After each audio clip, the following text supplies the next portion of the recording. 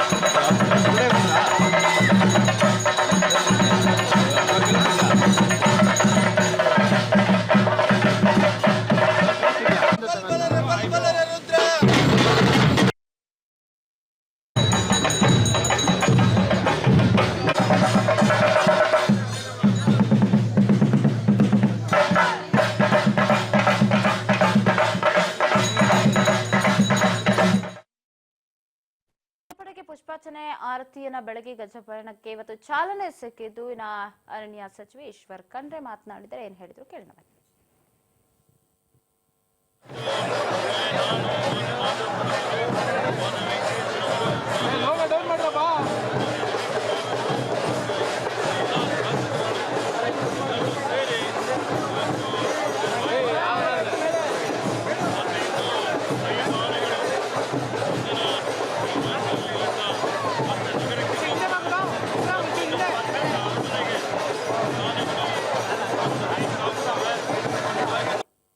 ಹಿಂದಿನ ಸಲ ಹೋದ ವರ್ಷ ನಿಶಾನೆ ಆನೆ ಅಂತ ಹೇಳಿ ಅರ್ಜುನ ಆನೆ ಎಲ್ಲರಿಗೆ ಮಾರ್ಗದರ್ಶನ ಮಾಡ್ತಾ ಇವತ್ತು ಈ ಒಂದು ದಸರಾ ಮಹೋತ್ಸವದಲ್ಲಿ ಭಾಗವಹಿಸಿದ್ದು ನಾವು ನೋಡಿದ್ದೇವೆ.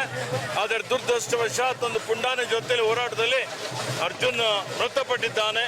ಅವನಿಗೆ ನಾನು ಈ ಒಂದು ಇವತ್ತಿನ ದಿವಸ ಶ್ರದ್ಧಾಂಜಲಿಯನ್ನು ಅರ್ಪಿಸುತ್ತಾ ಅರ್ಜುನನ ಸ್ಮಾರಕನು ಮಾಡ್ತಾ ಇದ್ದೇವೆ. ಇವತ್ತೇನು ಚಾಮುಂಡೇಶ್ವರಿ ದೇವಿಯ ಒಂದು ಅಂಬಾರಿ ಇದೆ, ಅಂಬಾರಿ ಹೊರುವಂತ ಕೆಲಸ ಹೋದ ವರ್ಷನೂ ಅಭಿಮನ್ಯು ಆನೆ ಮಾಡಿದ್ದ. ಈ ಸಲನೂ ಅಭಿಮನ್ಯು ಆನೆನೇ ಒಂದು ಅಂಬಾರಿ ಹೊರುವಂತ ಒಂದು ನೇತೃತ್ವ ಅವರೇ ಆನೆನೇ ವಹಿಸ್ಕೊಡ್ತಾ ಇದ್ದಾನೆ. ಹೀಗಾಗಿ ನಾನು ಚಾಮುಂಡಿ